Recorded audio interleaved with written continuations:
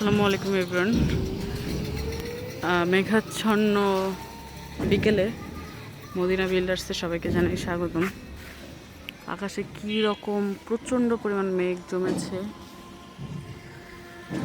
আপনারা বুঝতে পারছেন কিনা জানি না, তবে যাই হোক, আমাদের কাজে কিন্তু কোনো মেঘ জমে নাই বা কাজ জমে পড়ে নাই। কাজ কিন্তু কাজের গতিতে এগোচ্ছে এবং খুব দ্রুত গতিতে এগোচ্ছে। আমাদের 9 তলার উপরে দেখতেই পাচ্ছেন, একদম 9 নম্বর ছাদের জন্য প্রিপেয়ার করা হচ্ছে।